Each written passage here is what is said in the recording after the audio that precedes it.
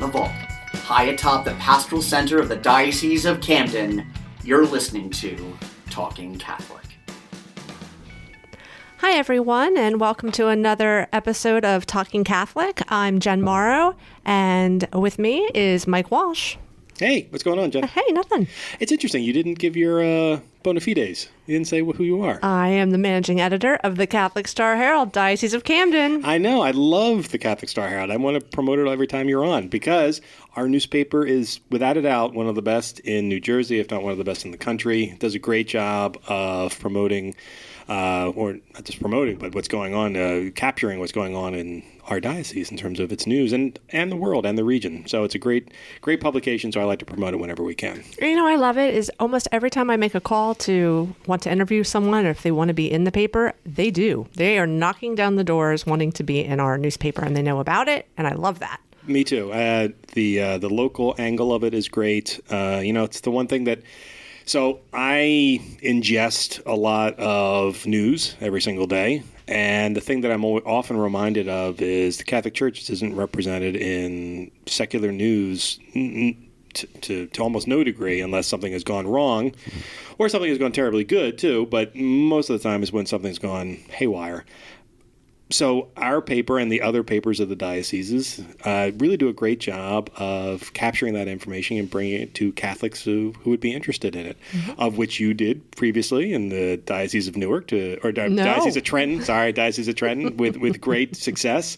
And then you were so successful at it, we stole you for Camden, and you now do it here. And we really appreciate that because it's wonderful. It's great. And you've done a great job with the paper, so congratulations. Thank you. I'd also like to go on the record that this is the first time I did not write down the intro, and I did it off the top of my head. Yeah, see how dangerous it is? Very dangerous. It was really not NPR-y like today, I think. No, it was not at all. It was up, and I was about to say something. It was definitely not nice.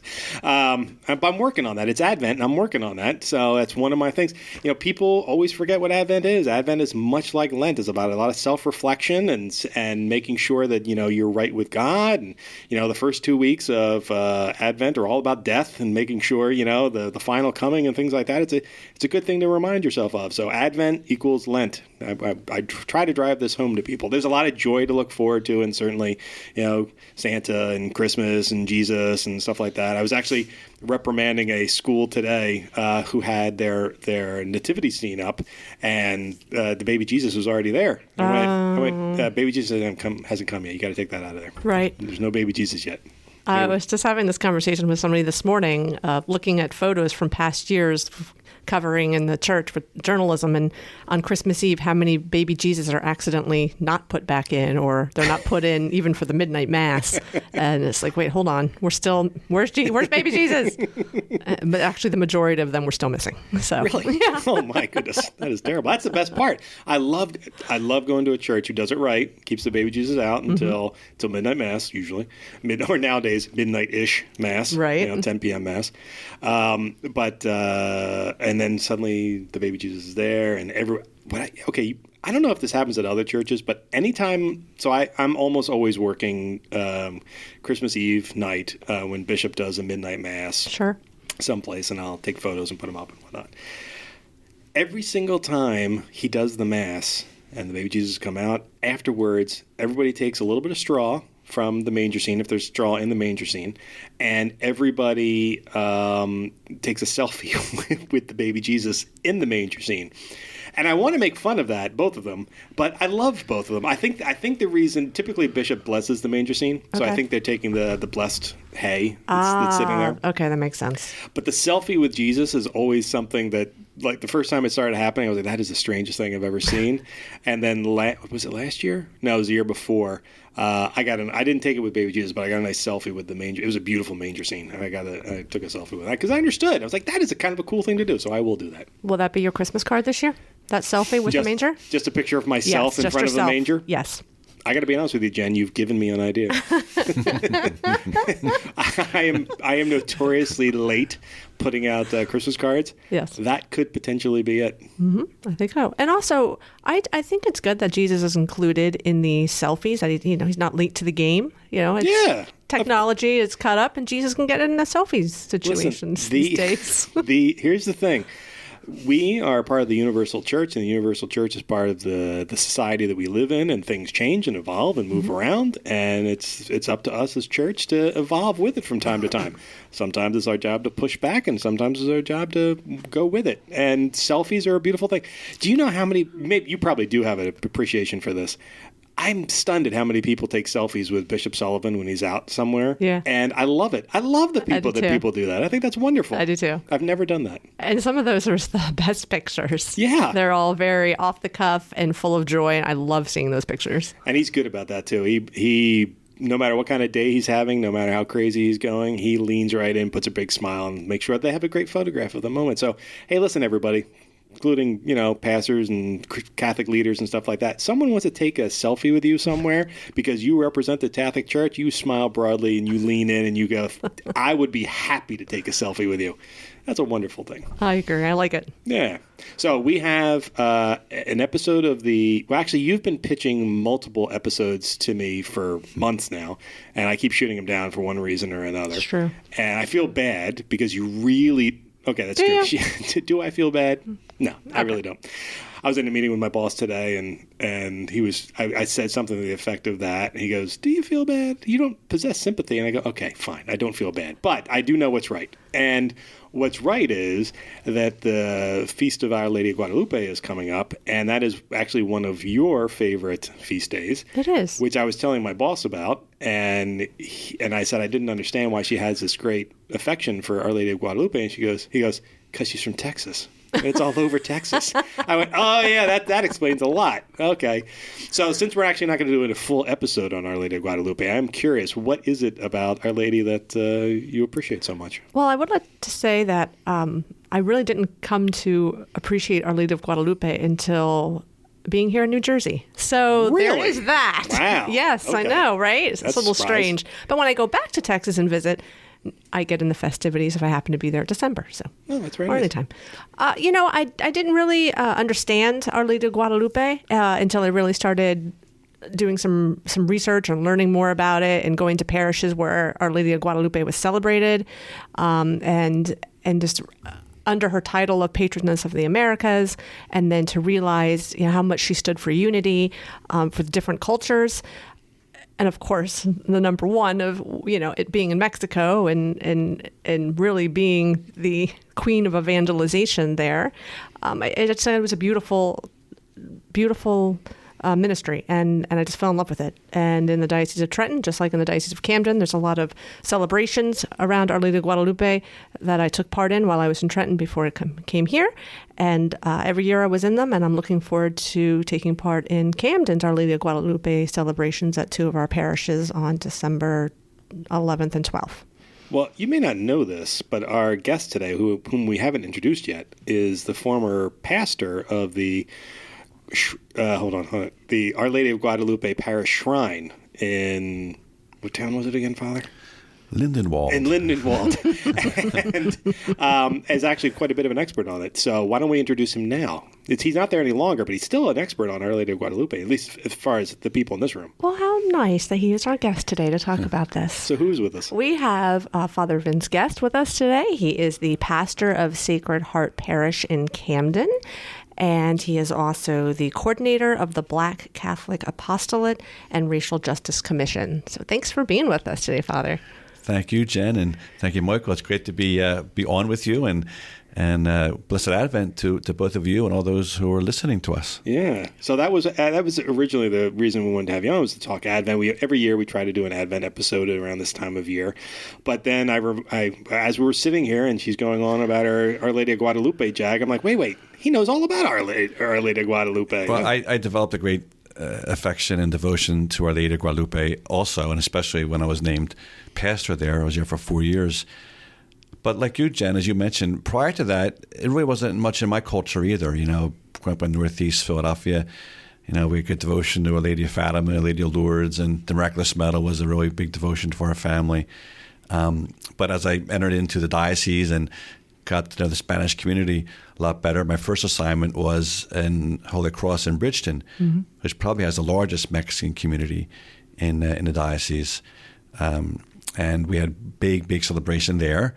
And so I fell in love with Our Lady back, when I was in Bridgeton, my first assignment. And then when Bishop asked me to take over for Our Lady Guadalupe, the parish when Father Capella left there, devotion just grew for me. I just love it. And thank God, my new assignment at Sacred Heart in Camden also has a Spanish community. Mm-hmm. And so I invite you to join us if you want. On the 11th, we're having a procession and a Mass in Camden. Beginning at 8:30, we'll have a procession around the St. Joan of Arc Fairview community. Mm-hmm.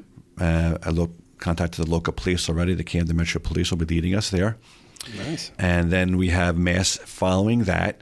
And we have a mariachi band playing at the Mass for the festival. So, there's always good food. When you have a Mexican community going together, yes. It always ends with amazing food. Yes. So at 2 o'clock in the morning, tacos and hot chocolate and all sorts of good things. So homemade tamales? Tamales, absolutely, yeah. Can't go wrong with the tamales. Listen, if you need a hotel room for the night, the Star Herald will cover your hotel room bill, Jen. Don't worry about it. I think my whole face just lit up with the idea of the procession and the music. That's what I love. I love all of that. I love this giant celebration of cultures, and everybody is so welcoming. Like, I've never been to Our Lady of Guadalupe celebration and felt like a stranger. Yeah. Mm-hmm. You faced it up also with tamales. Like, I'll understand. Also true. Also true. Jen and I have had that very conversation many times about the beauty I love going to Hispanic ministry masses to begin with, but anytime it can be a special mass and the food that's involved afterwards, I've never had a bad meal.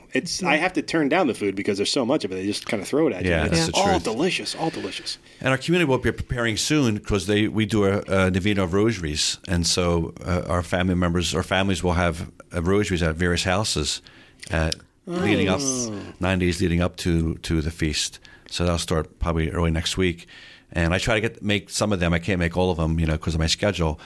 But I do try to make a few of the houses, and families gather around. They have an image of Our Lady, roses and rosaries and images all over, and we pray the rosary together as a family, as a parish family. And it's just another tradition. They did that in my other churches too, my other parishes. It's a great tradition that the community here, brings with them from their homes in Mexico and other Latin American countries. So It's a great feast. Do they volunteer for that? Yeah, we have a team. We have a committee that works with all that. The decorations are amazing. They're buying roses already, and for the float, they have various aspects of the festivities. They have different teams working on. Mm-hmm. One will be with the Mass and the liturgy. One will be with the procession. One will be with the rosaries leading up to that. And so lots of people get involved, and it's a great festival.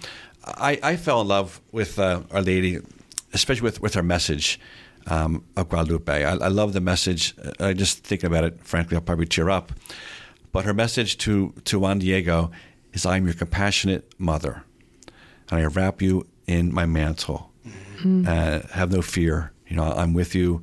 I wrap you in my mantle." And just those words are just so comforting, mm-hmm. To me as a priest and to the Mexican community and to all of the Americas, that we have a mother in heaven who is our compassionate mother. Mm-hmm. Those were her very specific words, and she does wrap us, in her mantle that she wears. And when Our Lady appeared in Mexico, there was no Mexico as we know it. There was no New Jersey and California. Our Lady appeared in a new world, and that's why John Paul proclaimed her as the patroness of all the Americas, because that was where she was. She was in the New World at the time, in the 1500s, I think, and so that's why she's our patroness as well. And I know our Mexican sisters and brothers love her, but I think we all can claim her as well, mm-hmm. and embrace that message, especially that she is our compassionate mother. She's also the patroness of life. As we know, she came, and her image was as an expected young woman, expecting a child, and the Aztecs recognized that, and by the garment she was wearing, they recognized that the child she was carrying was God, mm-hmm.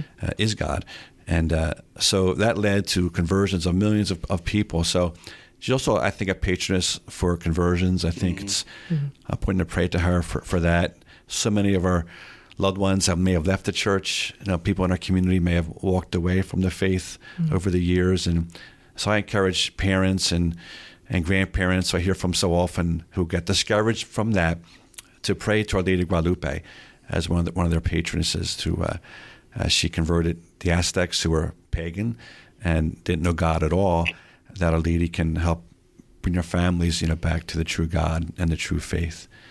So many reasons to applaud her and to worship and pray with our brothers and sisters in the community as that feast approaches. One of the great feasts of Advent, is that feast of Our Lady of Guadalupe. Well, when I first started having a devotion to her, or I had heard a homily going with what we were talking about with the description of her, and she, Mary's she's pregnant with Jesus, but also at her feet is, the demons are, coming for her. And so she knows she's expectant, but it's already going to be a challenge. And the homily I had heard was that she was the warrior queen and that she fights with the weapons of love. And I just thought that was very powerful, especially if you're ever going through like a difficult situation, this idea that here's Jesus, our Savior, and that's how he's going to defend us, how she's going to defend us. It's going to be with the power of love. And I was, at that moment is when I realized, I just love this. I love her. Yeah. Yeah, it's a beautiful image and a beautiful words there. The power of love and a compassionate mother. Yeah. And, just sitting here quietly listening to the two of you, because I will admit, as everyone knows, I don't have a devotion, but I don't have a particular devotion. I'm devoted to everything, as always, because I'm a member of the leadership of the Catholic Church, and I'm here for everything. However, the thing I enjoy listening to the two of you is here are two, white folks and who have really been touched by Guadalupe, because she is, I think, by most Anglos, she's often thought of as just a Mexican, or just something for the Hispanics, when the reality is that is absolutely not true. And you can now, talking to the two of you, you really see how her message and the story and everything that's sort of circled around her over these 500 years, 600 years, really do. There's something for everybody in it, and we shouldn't really be thinking of these things as Latino devotions, but rather devotions that any of us can be a part of. So that's beautiful. Yeah, I'd encourage our listeners, from our diocese and elsewhere, if there's an opportunity to attend Lady Guadalupe celebration, to do so. Many churches have them, not at midnight like ours is, but at an earlier time, or to see a procession.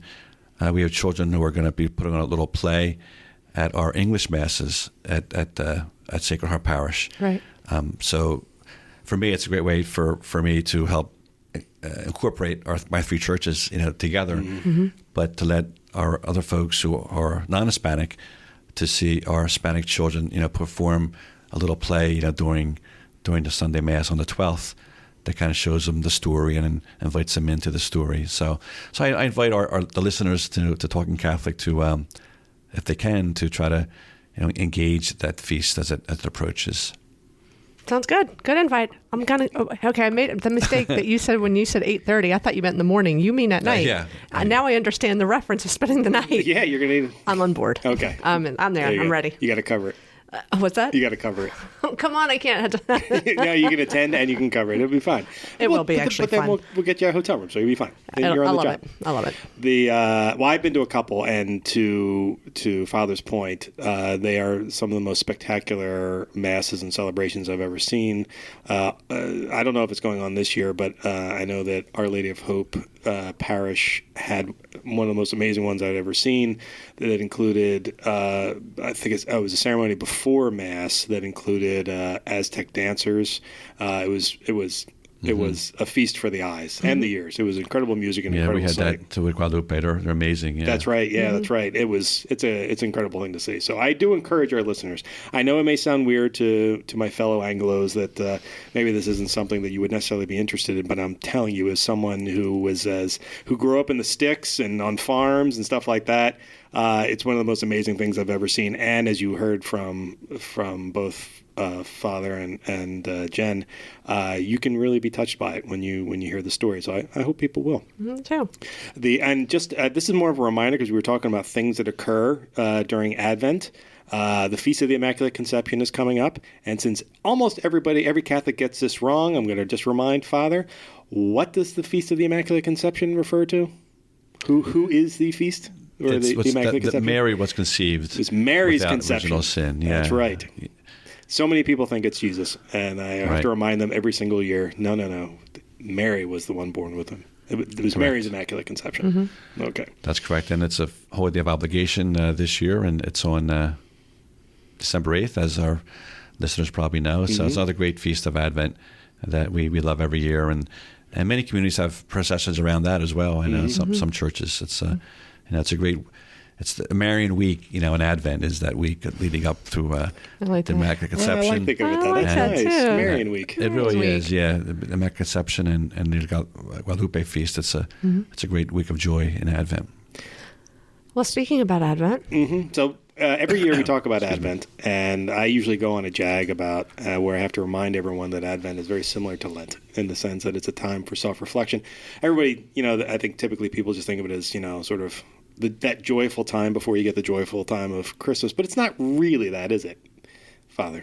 No, I remind our parishioners that there's 3 purple, candles in Advent, and 1 rose anticipates the joy of Christmas, and many wreaths will have the white candle for Christmas. But you're right, Mike. It is a season of some penance and reflection. What it is, for sure. And we do have those 3 purple or violet candles. The first few weeks of Advent really focus. You don't hear Jesus or Mary or the manger, in those first few weeks of Advent. Last week and always the first week of Advent speaks about the final coming of Christ, and our call to be ready and to be vigilant, for that. And so it does kind of sit you back on your heels. You're listening to Charlie Brown's special and you're told the end of the world's coming. So. I'll never look at Charlie Brown the same again. No jingle bells here, everybody. It's stay awake, and that's true. That's the church is kind of alerting us to, to the 3 comings of Christ. They call it, the coming of Christ at the end of time, that we need to be ready for and vigilant for. The coming of Christ at Christmas that we celebrate in December on December 25th, but also the coming of Christ just in the daily events of life, and to be alert to that as well. How God touches our hearts all the time, and to be vigilant and aware and awake of the many times God touches our hearts, throughout Advent and through every season of the church's year. Yeah. I feel that especially during Advent, or especially during Christmas, for everybody's thinking, oh my gosh, I have to run around and get gifts. Christmas is coming up, but what and the next thing you know, the whole month might be gone. Because we've just gotten so busy with our lives in general. But you just hit on a very important point: is how is one day at a time, taking one day at a time to think about your blessings and think about the hope, kind of the key to having a spiritual Advent. So often, you're right, Jen. So often, we wake up on Christmas morning thinking, where'd Advent go, right? Because all of us, and believe me, priests and parishes, I tell folks that it's the busiest time of the year. Folks assume it's Lent, but Christmas for me as a pastor is always an Advent leading up to Christmas. It's always the busiest time of the year for a parish. For one, it's a shorter season. We have 4 weeks. Often it's shorter than 4 weeks, and it's a season of lots of things happening in the church. There's Christmas concerts. If you have a school, there's things happening in school. There's Christmas giving trees. There's food drives, and all this is wrapped around, a short period of time to get prepared for and to get ready for. Plus, you have great feasts, like the we just talked about, the Feast of Guadalupe and the Immaculate Conception, and it really goes by really, really fast. And if you don't sit back and recognize, what's happening, it goes by too fast, then you miss it. And believe me, that can happen to a priest as well. And so I really tell people, when I speak in the parish and amongst friends, that Advent's a time to slow down a little bit, to recognize what we're preparing for or who we're preparing for more appropriately, and set aside that time every day, to quiet yourself. So, for example, for listeners, try to find time during the course of Advent for daily Mass. If daily Mass isn't part of your regular faith practice, which I know is tough for a lot of folks, maybe Advent, not just Lent, but allow Advent to be a time also to allow yourself to go to daily Mass. Daily Mass almost forces you to be quiet, doesn't it? Mm-hmm. Yeah. It's slower. I mean, it's quieter. Mm-hmm. Not as many people there. Not music in most cases. And so a daily Mass, weekday Mass, kind of allows you to still your heart. I know here at the cathedral you have daily Mass here in Camden and at noon, which is great for workers. And most of our parishes have it in the morning and a few in the evening. But that's one way I think can allow you to quiet your hearts. Even if it's on a Saturday, if you're working, you can't do it during the work week, maybe a Saturday you can make that effort, to quiet your hearts, to prepare for the coming of Christ at Christmas, but all in the mode of preparation, for what the season is truly all about. Mm-hmm. I've been seeing, you were talking about, and one way to have that spiritual Mass. I've been seeing a lot of, memes or whatever going around on social media. Read a chapter of Luke every night, and then by the time you get to Christmas Eve, it'll be the birth of Christ. It's 24 chapters in Luke. So, so folks I saw that recently too. That if you read a chapter a day of the Luke's Gospel, and we're in Luke's year for the Gospel in Advent. We started Cycle C for Gospel readings. Mm-hmm. We just finished Mark's cycle, and this year it's for most Sundays it'll be Luke. And it's a way also to prepare yourself for the coming year, the liturgical year, by getting a read through the Gospel. I did another talk on with Donna about a chapter of the day, reading a chapter of the Gospels a day. Yeah. And I would take it almost straight through Lent, through all the Gospels. But for Advent, I think it's a wonderful idea. And of course, Luke's Gospel has the beautiful infancy narrative, along with Matthew. But Luke's Gospel has the Hail Mary, has the shepherds, has the Annunciation, it has the Magnificat, and so the first few chapters of Luke kind of take you through the Christmas story. Mm-hmm. That's a great idea to quiet your heart. Would be reading through, especially Luke's Gospel, because this year that's the Gospel we'll be hearing on Sundays. Mm-hmm. That's a really good idea. I may have to do that. I think I forget I don't know if it was with you, but we had an episode recently where I mentioned that my confirmation name is Luke, and it was specific. One of the specific reasons was because I liked Luke's Gospel so much, and I remember having to do, as part of the confirmation process, I had to explain why I was choosing this person's name, and I really looked into Luke's Gospels and learned that they were specifically written for non-Jews. They were meant for the Gentiles. They were written a particular way that was different than the first two. Mm-hmm. And that they and one of the things I loved about them was that the stories that I knew from Christmas time were most joyfully represented in Luke's Gospels.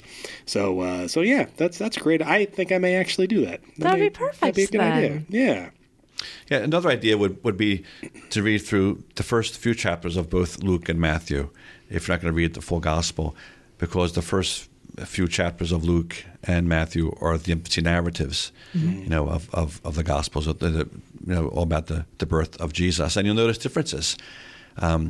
It's Matthew's Gospel that has the Magi, the kings. It's not Luke's Gospel. So when you see a manger scene in your church this year, and you'll see the shepherds, the kings, and all the players, they're actually a composite of both Matthew and Luke's Gospel. Mm-hmm.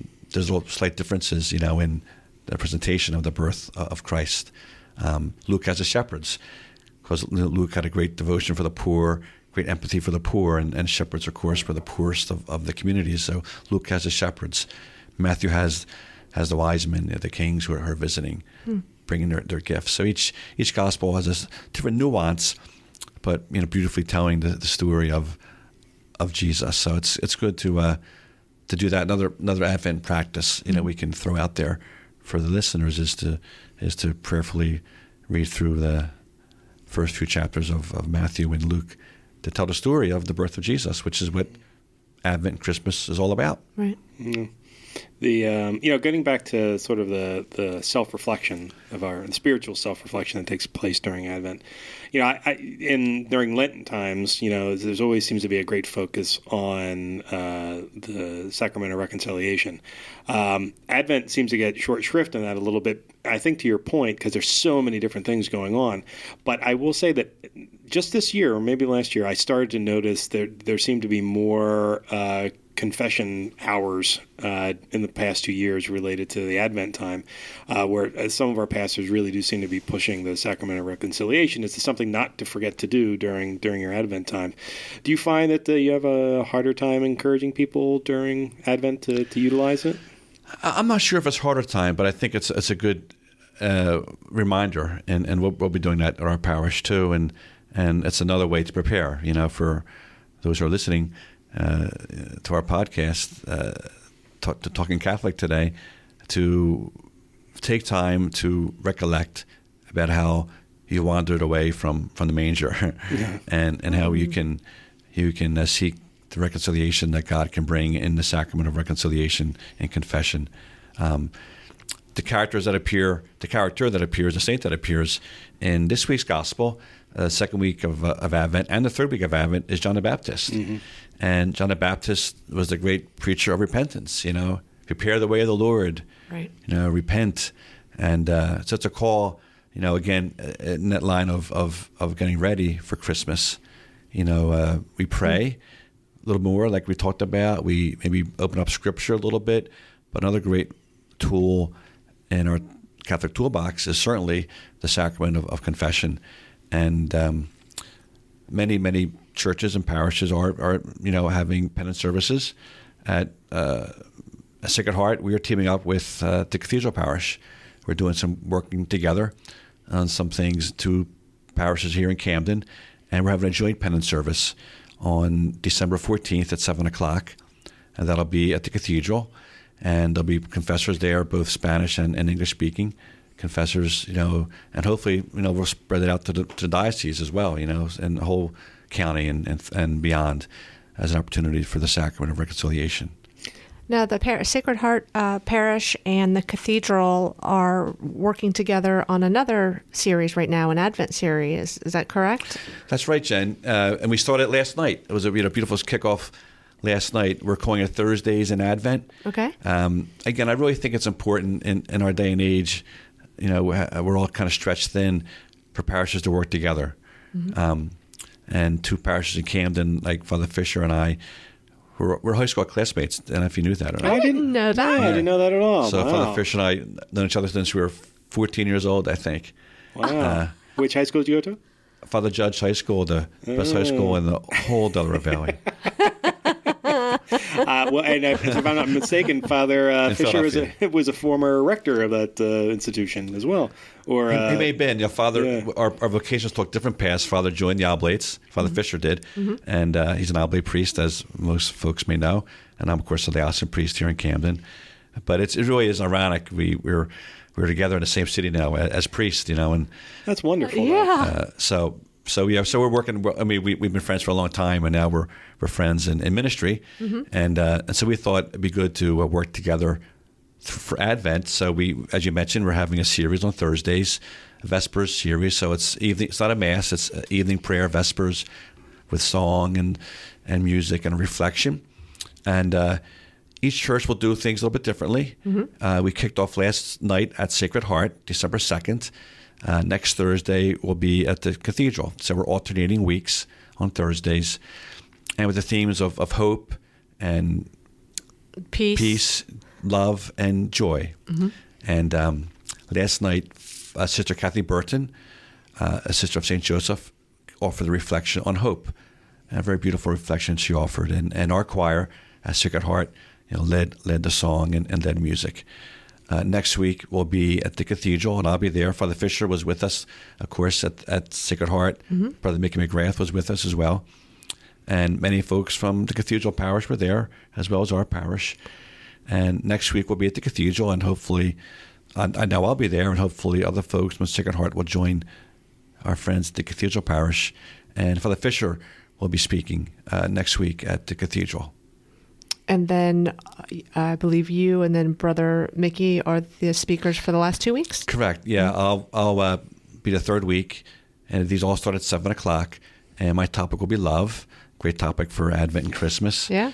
And for that night, our St. Bart's Choir will lead us in song, which is the African American choir from our parish. So Cheryl Summers will lead us, and her choir will lead us in music at Sacred Heart on the third week.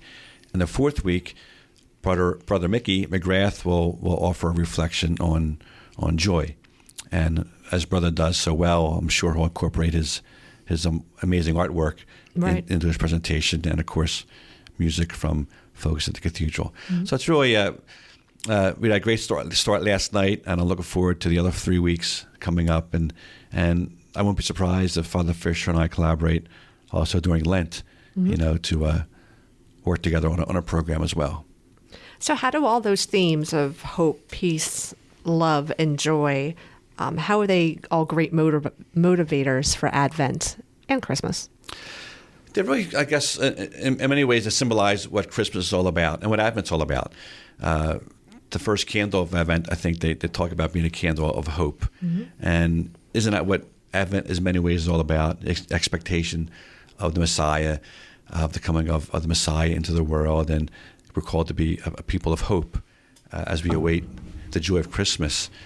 And I give credit to Sister Kathy Burton. She gave a beautiful reflection about how often hope evolves out of struggle. Yeah. And it's very beautifully how she put. I can't speak as well as she did last night, but just having hope come from the struggles in our lives. And if you maintain that hope through the struggle, the joy of Christmas becomes even greater. And just think of our own lives, or people we know who've had struggles in their life, and if as you struggle through the situation with family or personal issues, with hope always there, it just made that the journey a little more, a little easier. Yeah. Knowing that at the end, God is there for us, and the Savior does await us, and so that's what she spoke about last night, and did a great job about how hope often bears fruit through struggle, mm-hmm. and just a woman in childbirth, the struggle of that, but the great hope that awaits her, and in the world. So. And all those themes kind of follow through with that. The theme of peace. Jesus, of course, is the King of peace and brings peace into the world, and God willing, brings peace into our hearts. The theme of love, obvious. That's who God is. God is love, and Jesus is reflection of God's love in our lives and in our world today. And of course, the joy that all that brings. And it's a great theme of Christmas is that of joy. So all those themes, I think, work together very well for the Advent and Christmas season. When thinking about this podcast, I was trying to think back over my previous Christmases or Advents. So when did I maybe have the most peace and wasn't running around with thoughts in my head? And I realized that probably one of the most peaceful Christmas or Advent seasons I had was when I lived in Germany 10 years ago, because there wasn't such an emphasis on running around to get the best present, and it just allowed you to spend every day in the moment. And we'd go to these Christmas markets outside, but right outside where most of these Christmas markets set out, they're in the marketplace and in the main part of town. And what's the main focus of the town? The church. So you could go into church and you would be singing carols in German, but you pretty much get it. And then, you come out and you buy these handmade gifts, so you feel like you're supporting the community too. And at the end of the day, it was like you were saying, going to daily mass, every day. We're almost going to a mass every day, and it was just peaceful. Yeah. And you were spending time with people that you love, just walking around and going to mass.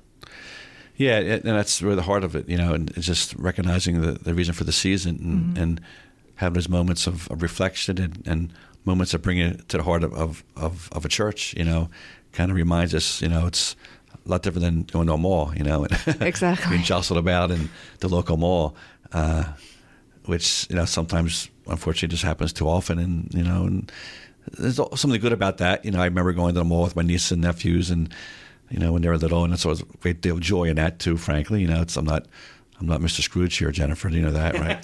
But, I've heard that. I've heard you're not. I've heard you're not. No, so there's great joy in all that. It's all part of the season, for the fun of the season. But don't lose the focus of what it's all about. Yeah, I agree with that, the fun of the season. Because, Mike and I were just talking about this the other day. I enjoy much more giving a gift than I do receiving a gift. We were speaking about that. Yeah. I have no memory of that. It's a lot more fun to, especially when you see something that that person will enjoy. It's just fun to see their faces light up. And in that light, I think another great Advent tip for families is to do things together, like you said, like going to confession together as a family, going to church together. But also, many parishes have giving trees or some kind of program for families to be part of. And there's nothing, I think, that brings a child more joy is they're part of that. They're part of picking out, a toy for a poor family or poor child. And that does great joy. This past Monday, I was at a parish in Yardley, St. Ignatius of Loyola Parish. Ignatius of Antioch Parish in Yardley. And every year they have what they call the Toy Mass. And they encourage the children in the school and in their faith formation program to bring toys in for children in Camden and in Chester, Pennsylvania. And so the pastor of Chester County, or Chester, PA, St. Catherine Drexel Parish was there, and I was there with the pastor of St. Ignatius to receive the gifts from the children. And it was part of the offertory procession. And so after bread and wine were brought up, the streams of children and families came up with dolls and bikes and games, and soccer balls and footballs. I was tempted to take some myself. It was so much fun. My own nieces and nephews were there because they were from that parish. That was great fun. But I said I spoke after the communion, how wonderful it is that this becomes a family event, and the children are part of it, and it helps them to recognize that Christmas is about also giving, and how they can bring that joy, as you said, Jennifer, by giving something to a child that may not have a Christmas otherwise, and it brings that joy to them to know they're part of the true spirit of Christmas. Right.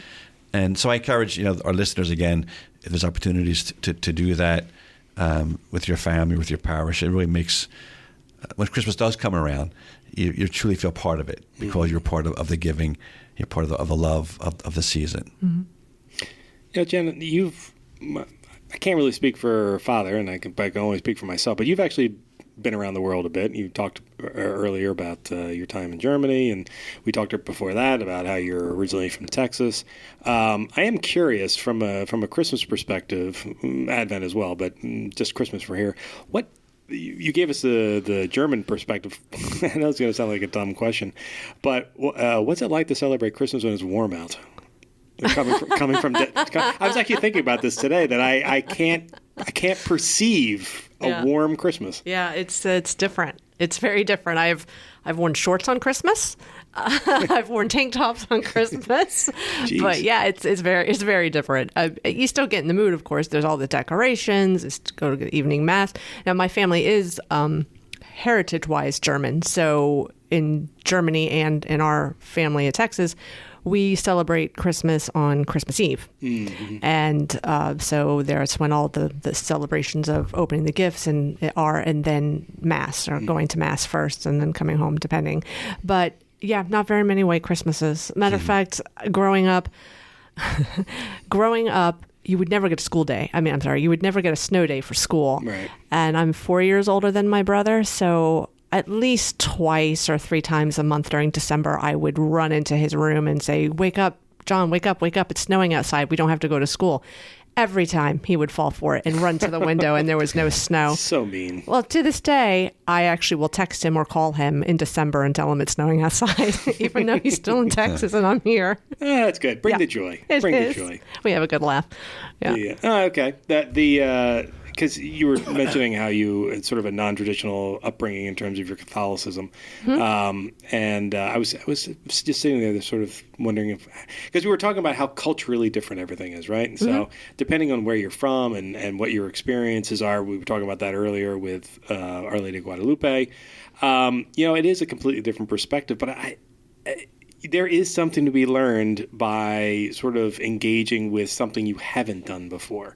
Like I was sitting here thinking, as you were telling your story about spending time in Germany, so I was in Germany 3 or 4 years ago now, but it was around Thanksgiving time, and I loved it there. They were having a pumpkin festival in Stuttgart, and it was amazing. I had some of the best pumpkin-based foods I've ever had in my entire life. It was delicious.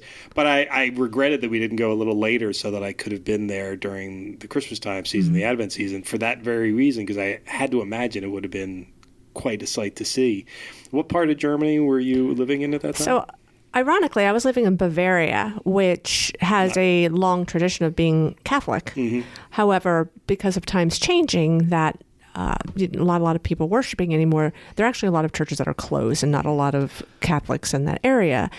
So that for Christmas Eve, I lived on a military base, but for Christmas Eve, we actually invited the German family that we were renting from if they wanted to go to Mass with us.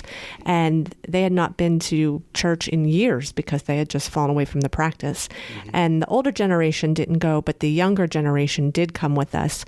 And that actually, all things aside about the Christmas markets, that was a very, very special Christmas Eve to stand in the pews with two Germans in their late 30s, early 40s, trying to follow along in the English as we worshiped together and held hands and recited the Our Father.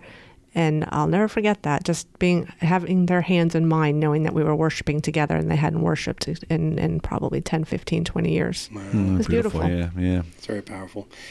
Yeah, there might be something to be said for traveling over the holidays. And I don't mean traveling to your families. I mean traveling other places you've never been to before. As I have had the benefit of traveling elsewhere around the Christmas season, the Advent season, even during the Epiphany, which is, by the way, why I say holidays. I know there's this emphasis in many of our spiritual works to get away from that reference, but I keep having to remind everybody, like Father was saying earlier, we have literally a litany of holidays that take place during this time. I can use that word, feel very comfortable about it.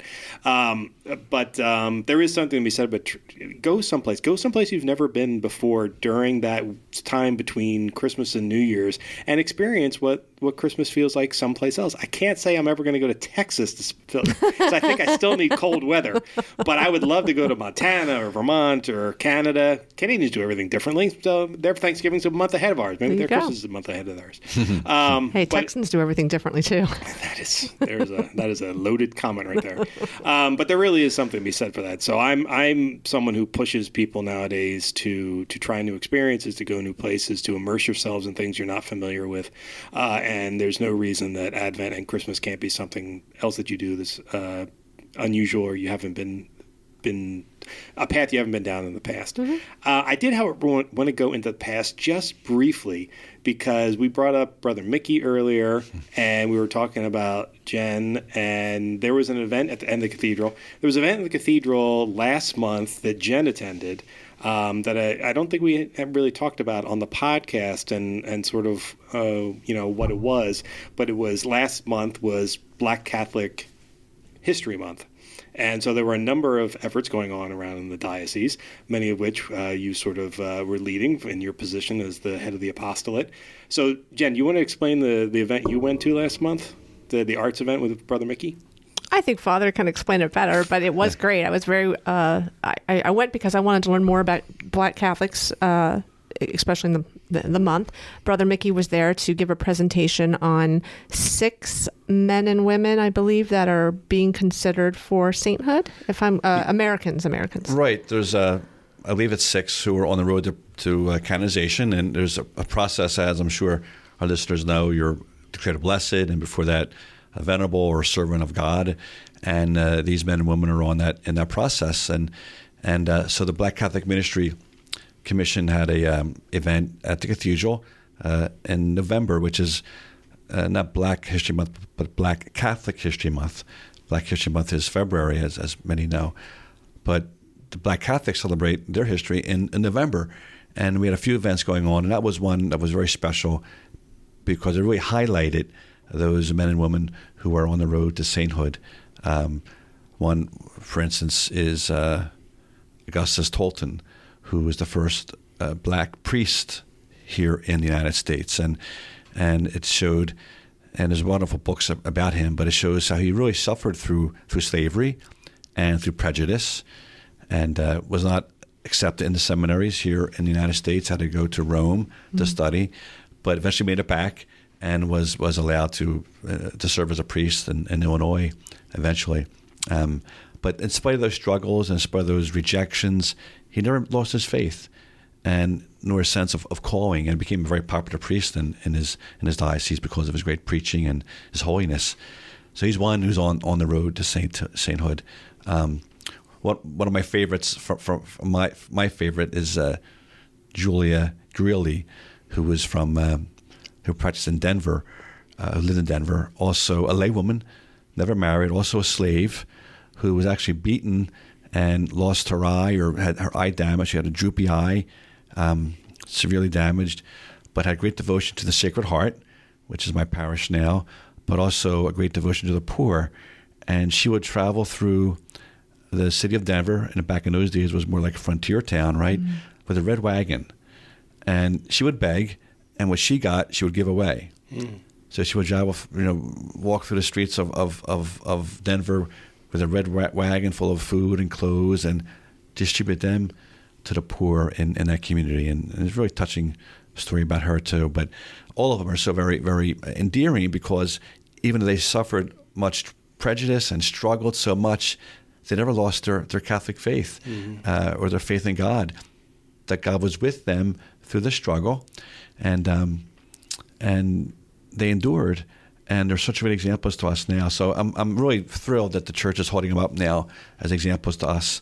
And let's face it, growing up, I never heard these stories. I'm a white American Catholic here, and born and raised in Philadelphia. I never heard these stories. So I'm really happy that these stories are now being told to everyone, that they know that we're all called to sainthood, and hopefully through that, my prayer is more African Americans can embrace that, and even those who may have left the faith, may return to the faith, recognizing that they too are called to sainthood, and there's models out there that the church is holding up for them. Pierre Toussaint, another great story, another slave from Haiti, came to America. He's the only layman buried now in St. Patrick's Cathedral in New York because great charitable work. He made money as a hairdresser. He was the hairdresser for the rich and elite back in the post-Revolutionary War times. And back then, that was a pretty big thing, with the wigs and different styles of hair, But again, he gave his money to the poor, founded orphanages, was a great friend of the wife of Alexander Hamilton. They worked together, I think. And so it's an amazing story. Again, very much rejected by many in the community because of his skin color, but overcame that. And it's a great story also to tell. And thank God those stories are getting out now. It was a good night also because Brother Mickey McGrath, who, being new to the Diocese of Camden, I didn't know of him too much. I'd done some research, but as a local artist, he presented a lot of his artwork to go along with the hopefully soon to be saints one day. And that was really neat to see. His artwork and portrayal of some of the scenes of maybe their lives or them themselves, these African Americans, was beautiful, especially through some of the hardships they really went through. Yeah, and his artwork does tell the story. And the reason the bishop asked me to lead the Black Catholic Apostolate is because St. Bartholomew's Church is one of my churches in parish. I'm pastor of Sacred Heart, and we have Sacred Heart Church and Joan of Arc Church, which is a largely Hispanic community, as I mentioned before. And our third church is St. Bartholomew. And that is the first church in all of New Jersey that was designated for Black Catholics to worship. Because back in the 40s, many blacks were not welcome in some churches, Black Catholics. It was pre-civil rights days, of course. And so the bishop, our founding bishop, Bishop Eustace, founded this church for them to have as their own.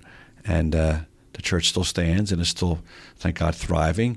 And so the Black Catholic ministry is kind of run through and followed up through the work at St. Bart's, which is the first Black church or church established for Black Catholics in the diocese. Yeah, it's got a beautiful story, which actually Jen reported on a little bit a few weeks ago in the Catholic Star Herald. Yeah, beautiful article, Jen. Yeah, good job for that. Interviewing two great ladies of Camden, as a matter of fact. Yeah. Older ladies who definitely have lived their lives and know what they like, and we're very happy to talk about it. And they were an absolute trip. Well, Father, thank you very much for joining us this week. We really appreciate that. Jen, thank you very much for putting this together at the very last minute. You did a great job with it. And to our listeners, thank you for tuning in. And, it's the Advent season, so take advantage of it. Go out there. Each of your churches, each of your parishes, I guarantee you, is doing something. And if your own parish or church isn't doing something, the one in the town, one town over probably is. So, make a point to do something special and do something special. And remember, this Advent season is an important one. Or you can also go online to the Sacred Heart Parish, and you can learn what all of the reflections on hope, peace, love, and joy are throughout the month. 7 p.m. every Thursday night, right, Father? That's correct. At the Cathedral or Sacred Heart in Camden. That's correct. All right, everybody. Have a great week. Talk to you later. God bless everyone, and have a blessed Advent and Christmas season.